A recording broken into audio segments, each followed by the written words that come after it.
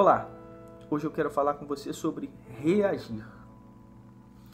A gente o tempo inteiro é afetado por problemas na nossa vida. Problemas pequenos, problemas grandes.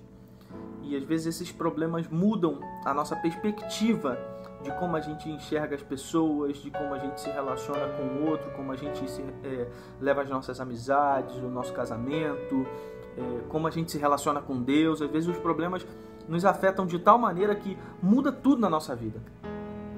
Eu lembro de Jesus em que um dia ele está sendo seguido por uma multidão e essa multidão diz para ele: mestre, nós vamos te seguir onde o Senhor for, o Senhor é o nosso rei, o Senhor é tudo aquilo que a gente esperava. E daqui a pouco muda o cenário, Jesus se vê sozinho numa cruz, traído, abandonado, desprezado, injustiçado. Mas isso não mudou o coração de Jesus com relação às pessoas. Jesus continuou sendo o mesmo, continuou amando, continuou distribuindo bondade, graça, amor, misericórdia. Ele foi fiel até o final, cumpriu a sua morte, morreu a morte de cruz e hoje, através de Jesus, porque Jesus cumpriu o seu propósito, não deixou nada disso tirá-lo do seu propósito, hoje nós temos a vida em Cristo Jesus. Esse é o grande problema da gente.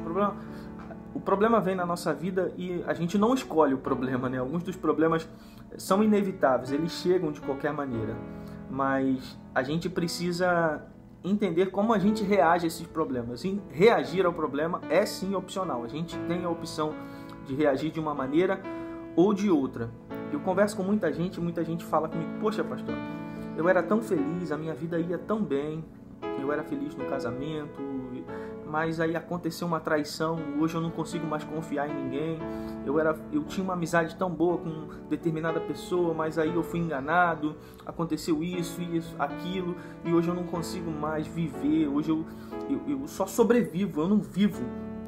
Hoje eu não consigo mais sair de uma cama, hoje eu não consigo mais desenvolver a vida, hoje eu não consigo mais amar, hoje eu não consigo mais me relacionar com as pessoas por causa de um dano que eu sofri há um tempo atrás. Primeiro de tudo, a gente precisa entender que a gente precisa de fato mudar. A gente precisa mudar. E mais do que precisar mudar, a gente tem que querer essa mudança. E quando a gente se encontra no fundo de um poço, ninguém consegue sair do fundo de um poço sozinho. A gente precisa reconhecer que a gente também precisa de ajuda. Reagir ao problema é reconhecer que a gente também precisa de ajuda.